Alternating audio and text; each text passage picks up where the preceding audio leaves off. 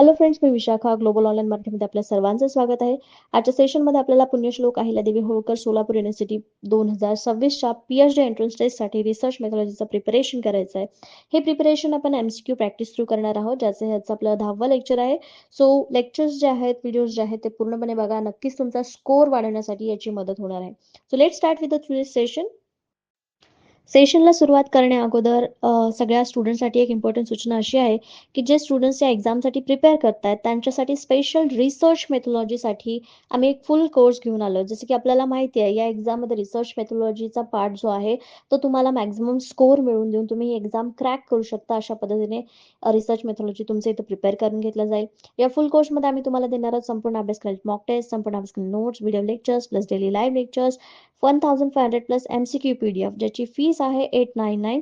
आणि जॉईन करण्यासाठी इकडे दिलेल्या व्हॉट्सअप नंबरवरती मेसेज करून तुम्ही लगेचच कोर्सला जॉईन होऊ शकता.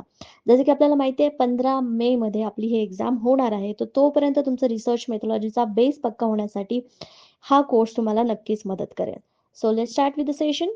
तर युनिट 2 मधला आजचा आपला topic methodology, method, tools and techniques. याच्यावरती क्वेश्चन्स कसे येऊ शकतात किंवा कसे आलेले आहेत हे आपल्याला बघायचं आहे. आजचा पहिला प्रश्न बघतोय, ANOVA technique is used in. ANOVA तंत्र वापरले गेले आहे किंवा वापरलं जातं कशामध्ये? मल्टिपल सॅम्पल्स, एकाधिक नमुने, युनिक सॅम्पल्स, अन्य नमुने, both of this, none of this. तर एनोवा टेक्निक जी आहे ती स्टॅटिस्टिकल मेथडमध्ये, स्टॅटिस्टिकल डेटामध्ये व्हेरिएबल्स वेगळे करण्यासाठी किंवा पुढच्या टेस्टसाठी व्हेरिएबल्स सेपरेट करण्यासाठी ही टेक्निक वापरली जाते. मग जास्तीत जास्त नमुने जेव्हा असतील तेव्हाच आपल्याला ही टेक्निक उपयोगी येईल किंवा त्याचा जास्त वापर केला जाईल. मग आपल्या इथं करेक्ट आन्सर काय असणार आहे? मल्टिपल सॅम्पल्स, एकाधिक नमुने जेव्हा असतात तेव्हा एनोवा टेक्निक ही वापरली जाते. वेगवेगळे व्हेरिएबल्स करण्यासाठी, सेपरेट ग्रुप फॉर्म करण्यासाठी ही टेक्निक आपण वापरतो रिसर्चमध्ये. Analysis of variance or ANOVA is a statistical method that separates observed variance data into different components to use for additional test. Additional test काय करायचं असतील आपल्याला रिसर्चमध्ये, स्टॅटिस्टिकल टेस्टमध्ये, तर त्यामध्ये वेगवेगळे डेटा जो जमा झालेला आहे त्यातून डिफरंट कंपोनंटमध्ये, म्हणजे त्याचं वर्गीकरण करण्यासाठी किंवा दुसऱ्या वर्गामध्ये त्याचं विभागणी करण्यासाठी सेपरेट वर्गीकृत केलं तर आपल्याला त्याचं मोजमाप करणं देखील सोपं होतं. ही करण्यासाठी जी मेथड आहे त्याला आपण एनोवा असं म्हणतो. A one-way ANOVA is used for 3 or more group of data. तर ANOVA जी आहे, वन वे ANOVA जी मेथड आहे ती 3 किंवा त्यापेक्षा जास्त ग्रुपसाठी किंवा त्यापेक्षा जास्त डेटा सेपरेट करण्यासाठी किंवा त्यावर काम करण्यासाठी ही वापरले जाते. To gain information about the relationship between independent and independent variables, म्हणजे त्यांच्याबद्दल माहिती मिळवण्यासाठी ही एनोवा टेक्निक वापरली जाते. म्हणजे चल हे स्वतंत्र आहेत की इंडिपेंडंट आहेत याची माहिती देखील आपल्याला या मेथडमधून, या टेस्टमधून, एनोवामधून, टेक्निकमधून मिळणार आहे. एनोवा टेक्निक आहे हे आपल्याला लक्षात ठेवायचं आहे. नेक्स्ट क्वेश्चन बघतो आपण सेकंड नंबरचा. Schedule is a technique of collecting data through. तर शेड्यूल हे डेटा गोळा करण्याचे एक तंत्र आहे. तर इथे आपण बघतोय की शेड्यूल हे एक टूल आहे डेटा कलेक्ट करण्याचं. Is a technique of collection data. एवढं तर आपल्याला माहिती झालं की ते एक कलेक्टिंग डेटाचं एक टेक्निक आहे शेड्यूल नावाचं. मग ते कशाद्वारे वापरलं जातं किंवा कशामध्ये वापरलं गेलं आहे हे आपल्याला सांगायचं आहे. ऑप्शन्स आहेत पोस्ट, टेलिफोन, दूरध्वनी, अँड एन्युमिनेटर, ऑब्झर्वेशन, निरीक्षण. त्याचे करेक्ट आन्सर आहे ए, पोस्ट. पोस्ट जरी आता आपण बघतो की तार नावाची गोष्ट जी होती ज्याच्याद्वारे आपण इंटरव्ह्यू घेताना काही क्वेश्चन्स पाठवायचं, मग त्याचं आपल्याला आन्सर्स यायचं, ही सिस्टीम आता बंद झाली आहे. मेल थ्रू आपण जास्तीत जास्त कनेक्ट करतो, कम्युनिकेशन करत असतो, फोनवर करत असतो. पण शेड्यूल ही जी टेक्निक आहे ती आपण लेखी पद्धतीनेच वापरू शकतो. म्हणून इथं आपलं करेक्ट आन्सर आलेला आहे ए, पोस्ट. तर शेड्यूल टेक्निक काय आहे नेमकं ते बघूया. Schedule is a tool or an instrument used to collect data from the respondent while interview is conducted. जे इंटरव्ह्यू घेणार आहेत त्यांच्याकडून ह्या प्रकारचं टूल किंवा इन्स्ट्रुमेंट वापरलं जातं इंटरव्ह्यू घेत असताना. The schedule is a presented by the इंटरव्ह्यूअर, म्हणजे जो इंटरव्ह्यू घेणार आहे तो हे शेड्यूल प्रेझेंट करत असतो. The questions are asked and answer are noted down by him. जे क्वेश्चन्स आपण विचारणार आहोत किंवा विचारले गेलेले आहेत ते त्यांच्याद्वारे आपल्याकडे नोट केले जातात. Schedule contains questions, statement on which opinions are elicited and blank spaces, tables or filling up the respondents. जे रिस्पॉन्डंट्स आहेत म्हणजे आपण ज्यांचा इंटरव्ह्यू घेणार आहोत किंवा ज्यांच्याकडून आपण माहिती मिळवणार आहोत त्यांच्यामध्ये त्यांच्यासाठी हे क्वेश्चन तयार केले गेलेले असतात. त्या शेड्यूलमध्ये क्वेश्चन्स असतात, स्टेटमेंट्स असतात, ज्याच्यावर त्यांचं ओपिनियन आपल्याला घ्यायचं आहे, जे आपल्याला रिसर्चमध्ये उपयोगी येणार आहे. त्याच्यानंतर त्याच्यातच ब्लँक स्पेसेस आणि टेबल्स सोडलेले असतात, ज्याच्यामध्ये रिस्पॉन्डंट्स आपले आन्सर्स नोंदवू शकतात. अशा प्रकारचं हे शेड्यूल असतं. हे एक टूल, इन्स्ट्रुमेंट आहे, टेक्निक आहे डेटा कलेक्शनचं, असं आपण म्हणू शकतो. मग हे जे प्रेझेंट करायचं असतं ते आपल्याला पोस्टद्वारेच प्रेझेंट करू शकतो. टेलिफोनवर हे आपण फिल करण्यासाठी देऊ शकतो का? नाही. म्हणून आपल्या इथे करेक्ट आन्सर आलं होतं पोस्ट. शेड्यूल हे कशामध्ये वापरलं जातं? तर पोस्टमध्ये वापरलं जातं. नेक्स्ट क्वेश्चन आहे 3rd नंबरचा. While planning and observation one should not keep in mind. एखादी निरीक्षणाची योजना आखत असताना एखाद्याने हे लक्षात ठेवू नये. क्वेश्चन वाचताना नीट लक्षपूर्वक वाचायचं आहे. Should not keep in mind म्हणजे लक्षात नाही ठेवायचं आहे एखाद्याने ऑब्झर्वेशनचं प्लॅनिंग केलं तर काय, कुठली गोष्ट नाही लक्षात ठेवायचं आहे? ऑप्शन्स बघायचे आहेत. Tools and techniques need to be avoided in recording observation. निरीक्षणे नोंदवताना साधने व तंत्रे टाळणे आवश्यक आहे, हे लक्षात नाही ठेवायचं. व्हॉट शुड बी रेकॉर्डेड, काय रेकॉर्ड करावे हे लक्षात नाही ठेवायचं. How to ensure accuracy of observation, निरीक्षणाची अचूकता कशी सुनिश्चित करावी हे लक्षात नाही ठेवायचं. How the observation should be recorded, निरीक्षणाची नोंद कशी करावी हे लक्षात नाही ठेवायचं. तर यापैकी करेक्ट जे आन्सर आहे ते आहे व्हॉट शुड बी रेकॉर्डेड. काय रेकॉर्ड करावं हे आपल्याला लक्षात नाही ठेवायचं आहे. जे आपल्याला समोर दिसतंय ते सगळं ऑब्झर्व करायचं, ते सगळं आपल्या मेमरीमध्ये रेकॉर्ड करायचं आहे आणि त्यानंतर मग आपण जेव्हा रिसर्च करू तेव्हा आपल्याला सगळ्या प्रत्येक गोष्टीचा, प्रत्येक निरीक्षणाचा उपयोग आपल्या रिसर्चमध्ये होतो. म्हणून जेव्हा आपण प्लॅनिंग करत असतो तेव्हा आपल्याला हे लक्षात नाही ठेवायचं की आपल्याला काय रेकॉर्ड करायचं आहे. रेकॉर्ड शिवाय आपल्याला ऑब्झर्वेशन जे मिळतंय ते सगळं आपल्याला ऑब्झर्वेशन तिथे करायचं आहे. प्लॅनिंग अँड इव्हॉल्युशन ऑब्झर्वेशन म्हणजे ऑब्झर्वेशन करताना किंवा ऑब्झर्वेशनचं प्लॅनिंग करताना काय काय करायला पाहिजे. Define the goal in general, this has been done already but as it is fundamental to success it is repeated here. जसं की म्हणजे काय करायचं, आपल्याला गोल लक्षात ठेवायचं आहे पण काय रेकॉर्ड करायचं आहे. आपल्याला गोल ठरलं की हे आपल्याला साध्य करायचं आहे आणि याबद्दल आपल्याला ऑब्झर्वेशन करायचं आहे, पण यामध्ये फक्त एवढंच ऑब्झर्वेशन करायचं आहे हे लक्षात नाही ठेवायचं. फक्त गोल लक्षात ठेवायचं आणि सगळं ऑब्झर्व करायचं आहे. काय रेकॉर्ड करायचं हे लक्षात नाही ठेवायचं. Differentiate what does this goal look like in classroom. Develop the observation plan collaboratively through partner, select, set a date. म्हणजे सुरुवातीला काय करायचं आपल्याला डिफरेन्शिएट करायचं आहे, नेमकी कुठली गोष्ट आपल्याला ऑब्झर्व करायची आहे. डेव्हलप करायचं आहे की नेमकं कुठल्या गोष्टीवरती ऑब्झर्व करायचं आहे, त्याच्याबद्दल अजून काय काय गोष्टी लागणार आहेत ऑब्झर्व करण्यासाठी डेव्हलप करायचं आहे. प्लॅन कोलॅबरेटली करायचा आहे, सगळ्यांनी मिळून तो प्लॅन करायचा आहे. आपल्याला जे काही पार्टनर असतील किंवा आपल्या सोबत जे रिसर्च करणार आहेत त्यांना घ्यायचं आहे सोबत आणि नंतर मग एक डेट सिलेक्ट करायचं आहे, वेळ सिलेक्ट करायची आहे ऑब्झर्वेशनसाठी किंवा कालावधी सेट करायचा आहे की कुठले आपल्याला ऑब्झर्वेशन करायचं आहे. नेक्स्ट क्वेश्चन बघतोय आपण 4th नंबरचा. 4 important technique used to explore the information need of user are. वापरकर्त्यांची माहिती जाणून घेण्यासाठी वापरली जाणारी 4 महत्त्वाची तंत्रे आहेत. कोणती आहेत ते आपल्याला ऑप्शन्स पैकी सांगायचे आहेत. ऑप्शन्स आहेत क्वेश्चनायर, इन्व्हेस्टिगेशन, डायरी आणि ऑब्झर्वेशन. म्हणजे प्रश्नावली, तपासणी, डायरी आणि निरीक्षण. बी आहे questionnaire, interview, diary, observation. Same आहे, फक्त इन्व्हेस्टिगेशनच्या ऐवजी इंटरव्ह्यू आहे. सी मध्ये क्वेश्चनायर, इन्व्हेस्टिगेशन, रिपोर्ट आणि ऑब्झर्वेशन. त्याच्यानंतर आहे डी नन ऑफ दी अबो. तर याचं करेक्ट आन्सर काय असेल आपलं बी क्वेश्चनायर, इंटरव्ह्यू, डायरी आणि ऑब्झर्वेशन. डायरी मधून पण आपल्याला माहिती मिळते, इंटरव्ह्यू मधून पण माहिती मिळते, क्वेश्चनायर मधून पण माहिती मिळते, ऑब्झर्वेशन मधून पण माहिती मिळते. या सगळ्यांमधून आपल्याला माहिती मिळू शकते म्हणून आपलं करेक्ट आन्सर जे आहे तर बी आलेलं आहे. ए मध्ये इन्व्हेस्टिगेशन आहे, जास्त तपासणीमध्ये आपल्याला जास्त एवढी माहिती मिळू शकणार नाही जेवढी या 4 ऑप्शन्स मधून किंवा या 4 इम्पॉर्टंट टेक्निक्स मधून आपल्याला मिळू शकते. मग सी मध्ये काय चुकीचं आहे तर इन्व्हेस्टिगेशनच तिथे पण आलेलं आहे, मग आपलं करेक्ट आन्सर इथे बी आलेला आहे. Here are the top 6 data collection methods. तर मेथड्स मध्ये कुठल्या कुठल्या अजून मेथड आहेत, टॉप 6 मेथड इथे दिलेले आहेत आपल्याला, जे आहेत फर्स्ट आहे इंटरव्ह्यू आहे, त्याच्यामध्ये मुलाखत मधून आपण डेटा गोळा करू शकतो. नेक्स्ट आहे क्वेश्चनायर अँड सर्वे. क्वेश्चनायर मध्ये आपण क्वेश्चन देतो आणि त्याचे आन्सर्स मिळवण्याचा प्रयत्न करतो. सर्वे मध्ये पण सेम प्रोसेस आहे. ऑब्झर्वेशन तर निरीक्षण स्वतः प्रेझेंट राहून आपण करतो. डॉक्युमेंट अँड रेकॉर्ड्स, डॉक्युमेंट्स वरती जे काय ऑलरेडी डॉक्युमेंट आपल्याकडे आहेत किंवा जे लोक एखादं काम करताना डॉक्युमेंट्स तयार करून ठेवतात असतात त्याचाही उपयोग आपल्याला डेटा कलेक्शनमध्ये होतो. मग ती मेथड देखील एक आपण यूज करू शकतो. फोकस ग्रुप्स, ओरल हिस्ट्रीज हे सगळे जे आहेत ते डेटा कलेक्शनच्या मेथड्स आहेत. टॉप 6 मेथड्स यांना आपण म्हणू शकतो. या मेथड्सद्वारे आपण डेटा कलेक्शन करतो आणि सोप्या पद्धतीने होतं, कारण हे सगळे टेक्निक्समुळे. नेक्स्ट क्वेश्चन आहे 5th नंबरचा. Questionnaire is widely used tool in which type of research. प्रश्नावली कोणत्या प्रकारच्या संशोधनात वापरली जाते.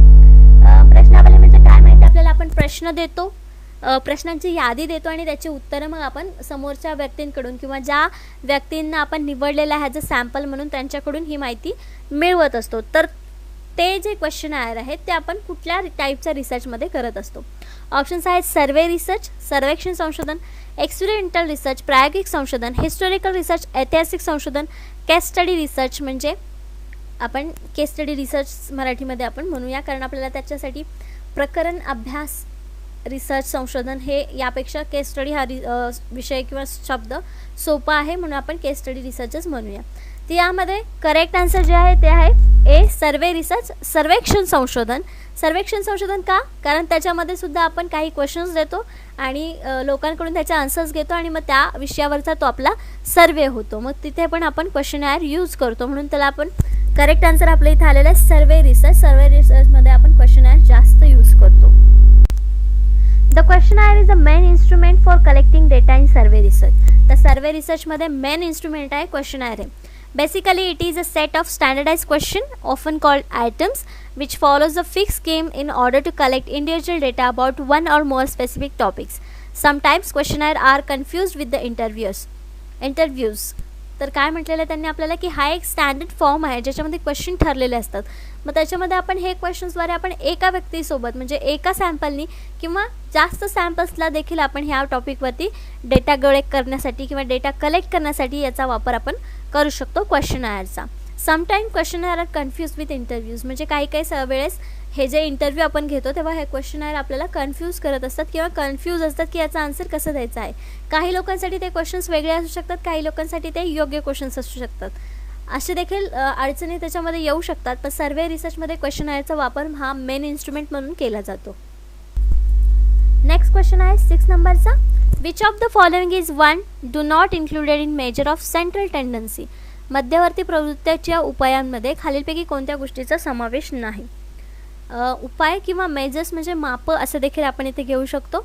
अरिथमेटिक मीन, अंकगणित मीन, मीडियन मध्यम, मोड, स्टँडर्ड डेव्हिएशन, प्रमाणित विचलन. तर included in measures of central tendency म्हणजे जे याच्यामध्ये वन डू नॉट इन्क्लुडेड म्हणजे बाकीच्या गोष्टी ज्या आहेत त्याच्यामध्ये इन्क्लूड केलेल्या आहेत. फक्त एक गोष्ट जी आहे ते ऑप्शनमध्ये नाही आहे, जी सेंट्रल टेंडन्सीमध्ये नाही आहे. त्याचं करेक्ट आन्सर जे आहे ते आहे डी स्टँडर्ड डेव्हिएशन. प्रमाणित विचलन जे आहे ते या central tendency measures of central टेंडन्सीमध्ये नाही आहेत. बाकी अरिथमेटिक मीन, मेडियन, मोड या ज्या गोष्टी आहेत त्या आपल्याला एकदा स्टॅटिस्टिक्समध्ये होऊन गेलेल्या आहेत. त्याचा देखील वापर कसा करायचा आपल्याला जेव्हा त्याचा विषय येईल किंवा आपल्या सिलेबसमध्ये जेव्हा ते असेल ते आपण वापर करून बघणार आहोत. पण त्याआधी इथे जे ऑप्शन्स आहेत किंवा मेजर्स ऑफ सेंट्रल टेंडन्सीमध्ये याचा वापर केला जातो किंवा हे इन्क्लुडेड असतात हे आपल्याला लक्षात ठेवायचं आहे. स्टँडर्ड डेव्हिएशन त्याच्यामध्ये करेक्ट आन्सर नाही म्हणून आपल्या प्रश्नाचा आन्सर जे आहे ते डी आलेलं आहे, कारण आपल्याला त्यांनी विचारलं आहे one do not included. In statistics, a central tendency is a central or typical value for a probability distribution. Probability distribution साठी ही सेंट्रल टेंडन्सी मेथड किंवा मेजर्स जे आहेत ते आपण काढतो टिपिकल व्हॅल्यू मिळवण्यासाठी. कशामध्ये? स्टॅटिस्टिक्समध्ये. It may also be called central or location of the distribution. याला आपण सेंटर किंवा लोकेशन म्हणू शकतो. डिस्ट्रीब्युशनचं जे आपल्याकडे डेटा आहे त्याचं डिस्ट्रीब्युशन काढण्याचं किंवा डिस्ट्रीब्युशन करण्याचं वर्गीकरण करण्याचं हे सेंटर आहे असं आपण म्हणू शकतो. Colloquially, measures of central tendency are often called averages. त्याला आपण averages असं देखील म्हणतो. The term central tendency dates from late 1920s. He terms कधी आलेली आहे आपल्याला अभ्यासामध्ये तर 1920मध्ये 1920च्या शेवटी. Mean, median, mode. Each of these measures calculate the location of central point using different method. वेगवेगळ्या मेथड वापरून म्हणजे मीन, मेडियन, मोड या प्रकारच्या वेगवेगळ्या मेथड वापरून आपण जे सेंट्रल पॉईंट्स काढायचे असतात आपल्याकडे डेटा आहे त्याचा तर ते कॅल्क्युलेट करण्यासाठी या मेथड्स आपण वापरत असतो. Choosing the best measure of centre tendency depend on the type of data you have. तर यापैकी कुठली पद्धत आपल्याला वापरायची आहे हे आपण कशावरून ठरवतो? जो आपल्याकडे डेटा जमा झालेला आहे किंवा आपल्याकडे डेटा आहे त्यावरून आपण ठरवतो की आपल्याला कुठली मेथड आपल्याला रिसर्चमध्ये वापरायची आहे, सेंट्रल पॉईंट करण्यासाठी किंवा डिस्ट्रीब्युशनसाठी. नेक्स्ट क्वेश्चन आहे 7th नंबरचा. Questionnaire is a dash dash. प्रश्नावली म्हणजे काय? डॅश डॅश आहे. काय आहे? रिसर्च मेथड आहे, संशोधन पद्धत आहे, मेजरमेंट टेक्निक आहे, मापन तंत्र आहे, tool for data collection, data संकलनाचे साधन आहे, डेटा ॲनालिसिस टेक्निक आहे, डेटा विश्लेषण तंत्र आहे. तर रिसर्च मेथड असू शकत नाही. मेजरमेंट टेक्निकमध्ये थोडंसं आपण कन्फ्यूज होऊ शकतो, पण हे एक टूल आहे डेटा कलेक्शनचं. याद्वारे आपण डेटा कलेक्शन करत असतो आणि हा आपल्याला मदत करत असतं क्वेश्चनायर डेटा कलेक्शनसाठी. आपण एक लास्ट क्वेश्चन देखील बघितला, त्याच्यामध्ये क्वेश्चनायर ही सर्वे रिसर्चमध्ये जास्त उपयोगी येते आणि हे एक महत्त्वाचं इन्स्ट्रुमेंट किंवा टूल असं आहे, वापरलं जातं सर्वे रिसर्चमध्ये, असं आपण वाचलं होतं किंवा अभ्यासलं होतं. मग इथे आपल्याला काय आन्सर यायला पाहिजे? Questionnaire is a tool for data collection, not a data analysis technique, not measurement technique और नॉट रिसर्च मेथड. म्हणून आपला करेक्ट आन्सर आहे C, tool for data collection, data संकलनाचं साधन आहे questionnaire. The questionnaire is the main instrument for collecting data in survey research. Basically, it is a state of standard question, often called its item. तेच explanation येणार आहे की questionnaire कशी use होते आणि का ते आपलं कलेक्टिंग डेटाचं महत्त्वाचं इन्स्ट्रुमेंट आहे, का टूल जे आहे ते महत्त्वाचं काय आहे किंवा रिसर्चमध्ये क्वेश्चनायर हे टूल म्हणून का वापरलं जातं. Same explanation with last question. Next question आहे 8 नंबरचा. How many points should be on a rating scale have. Rating स्केलमध्ये किती पॉईंट्स असावेत? सुरुवातीला रेटिंग स्केल म्हणजे काय आपल्याला माहिती पाहिजे. रेटिंग स्केल म्हणजे काय? एखादा क्वेश्चन असा असतो की तुम्हाला आत्ता आलेला मूवी किती प्रकारे किती पटीमध्ये आवडलेला आहे असा प्रश्न असल्यानंतर स्टार्स आपण देत असतो. ती एक रेटिंग स्केल झाली. म्हणजे त्या स्केल्स जे स्टार्स आहे त्याच्यामध्ये रेटिंग स्केल असते 1 to 5. 1 to 5 मध्ये किती स्टार्स मिळाले त्याच्यावरून मूवीची क्वालिटी किंवा मूवीचा फेमस रिव्ह्यू कसा आहे तो आपल्याला समजत असतो. 5 स्टार असतील तर एकदम बेस्ट, 1 स्टार असेल तर बघण्याच्या लायक नाही आहे मूवी असं आपण ठरवत असतो. तो ती रेटिंग स्केल असते. तर त्याच्यावरती किती पॉईंट्स असावेत हा आपला प्रश्न आहे. ऑप्शन्स आहेत 5, 4, 10 आणि D somewhere from 4 to 11 points. कुठेतरी 4 पासून ते 11 पॉईंट्स पर्यंत. त्याचं करेक्ट आन्सर आहे D, somewhere from 4 to 11 points. कुठेतरी 4 पासून ते 11 पॉईंट्स पर्यंत. का 5, 4, 10 याच्यापेक्षा जास्त आपण कशामध्ये आन्सर्स देऊ शकतो? तर 4 ते 11 मध्ये. म्हणून हे जे आहे how many points should be a rating scale have, तर त्याचा करेक्ट आन्सर आहे डी. म्हणजे जास्तीत जास्त पॉईंट्स असतील तर आपण म्हणजे जो आन्सर देणार आहे किंवा मुलाखत दाता जो आहे, जो आपल्याला डेटा कलेक्ट करण्यासाठी मदत करणार आहे, डेटाची इन्फॉर्मेशन पुरवणार आहे, तो जो त्याला हे सोपं जाईल की मार्क करणं, रेट करणं. म्हणून त्याच्यासाठी हे पॉईंट्स 4 ते 11 पॉईंट्स असणे गरजेचं आहे रेटिंग स्केलवरती. Rating scale is define as a close ended surveys question. तर रेटिंग स्केलला छोट्या वाक्यात किंवा असं काय म्हणू शकतो आपण, एक सर्वे क्वेश्चन असतो. क्लोज एंडेड म्हणजे ज्याला एंड आहे. Use to represent respondent feedback in a comparative form for a specific particular feature, product, service. म्हणजे याच्यामध्ये काय देतो आपण की रिस्पॉन्डंट जे आहेत ते फीडबॅक देत असतात एका फॉर्ममध्ये. स्पेसिफिक फीचर असो, प्रोडक्ट असो, सर्व्हिस असो, त्याच्याबद्दल हा फीडबॅक फॉर्म असू शकतो रेटिंग स्केलमध्ये. It is the one of the most establish question type for online and offline survey where the survey responders are expected to rate or attribute for features. म्हणजे एखादा features असेल त्याच्याबद्दल जर माहिती मिळवायची असेल तर ह्या प्रकारचं टेक्निक आपण वापरू शकतो रेटिंग स्केलचं, ज्याच्यामध्ये आपण ऑनलाईन किंवा ऑफलाईन सर्वे करू शकतो. दोन्हीपैकी कशी ही पद्धत आपण रेटिंग स्केल असेल तर वापरू शकतो रेटिंग स्केलनी. जसं की आता बघतो नवीन फीचर आलं, नवीन सॉफ्टवेअर आलं, तर त्याच्याबद्दल रेटिंगसाठी ऑनलाईन प्रकारचा असा फीडबॅक घेतला जातो, ज्याला आपण क्लोज एंडेड सर्वे क्वेश्चन म्हणतो किंवा रेटिंग स्केलद्वारे हे घेतले जातात. Rating scale is a variant of popular multiple choice question. Multiple choice question सारखं असतं. म्हणजे एकच स्केल असते, त्याच्यामधून आपल्याला एक करेक्ट आन्सर चॉईस करायचं असतं, पण आपल्याला जे वाटतं ते स्केलवरती आपण नोंदवू शकतो. which is widely used to gather information that provides relative information about the specific topics.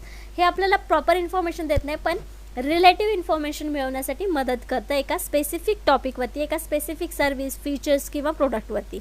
अशा प्रकारे आपण रेटिंग स्केल समजून घेऊ शकतो आणि रेटिंग स्केल काय आहे हे आपल्याला समजलं असेल. नेक्स्ट क्वेश्चन आहे 9th नंबरचा. Histogram is a graphical representation of. Histogram हे ग्राफिकल प्रतिनिधित्व आहे कशाचं? ऑप्शन्स आहेत the cause and effect relationship of data point. Data पॉईंटचे कारण आणि परिणाम संबंध. The variation of the set of data. डेटाच्या संचामधील फरक. Historical trend of critical data over the period of time. विशिष्ट कालावधीत गंभीर डेटाचा ऐतिहासिक कल. Critical to quality data. गुणवत्तापूर्ण डेटासाठी गंभीर किंवा महत्त्वाचा. त्याचे करेक्ट आन्सर जे आहे ते आहे be, the variation in the set of data. का? तर हिस्टोग्राम हा एकाच विषयाचा किंवा गोष्टीचा असतो, पण तो त्या वस्तूमध्ये कसा बदल झाला किंवा त्यामध्ये काय बदल झाले म्हणजे डेटाच्या संचातील बदल याच्यामध्ये आपल्याला दाखवत असतो. फरक आपल्याला इथं दाखवत असतो. म्हणून हे करेक्ट आन्सर आपलं बी इथे आलेलं आहे. The variation in the set of data histogram presents. A histogram is a graphical representation of data where the data is grouped into the continuous number ranges. म्हणजे कंटिन्युअस रेंजेस नंबरमध्ये हा data असतो. बार ग्राफमध्ये जसं मध्ये स्पेस असतो तसा हा हिस्टोग्राममध्ये नसतो स्पेस. तो डायरेक्ट कंटिन्युअस नंबरमध्ये दिलेला असतो. And each range correspond to the vertical bar. म्हणजे वर्टिकल बारसोबत ती करस्पॉन्डन्स रेंजमध्ये असते. The horizontal axis displays the number of range. Horizontal axis जे आहे ते आपल्याला नंबरची रेंज दाखवते, तर दुसरी वर्टिकल ॲक्सिस फ्रिक्वेन्सी दाखवत असते किंवा represents the amount of data is presented in each range. म्हणजे ज्या रेंजमध्ये डेटा प्रेझेंट आहे ते आपल्याला दाखवत असते. खाली एक्झाम्पलसाठी आपण एक हिस्टोग्राम्स घेतलेला आहे ज्याच्यामध्ये हिस्टोग्राम ऑफ अरायवल्स आहे. अरायवल्स पर मिनिट दिलेला आहे आणि खाली मिनिट दिले 0 ते 12 पर्यंत आणि त्याची फ्रिक्वेन्सी दिलेली आहे की एका मिनिटाला किती अरायवल्स आहेत. जसे की पहिल्या याच्यामध्ये दाखवले 0ला 0 आहे. त्याच्यानंतर म्हणजे 1 नंबरला किंवा एका मिनिटाला 1 फ्रिक्वेन्सी आहे किंवा 1 अरायवल आहे असं दाखवतो. नेक्स्टमध्ये चेंज झालेलं आहे असं पटापट हिस्टोग्राफमध्ये आपल्याला फटाफट दाखवलेले असतात नंबर्स फटाफट. बार ग्राफमध्येच आपल्याला मध्ये स्पेस असतो किंवा टाईम दाखवलेला असतो, पण इथे तसं नाही आहे. पटापट कंटिन्यू नंबर्स रेंजेसमध्ये हिस्टोग्राम आपल्याला दाखवलं असतं किंवा अरायवल्स दाखवलेले आहेत. एक्झाम्पल म्हणून बघितलेलं आहे आपण.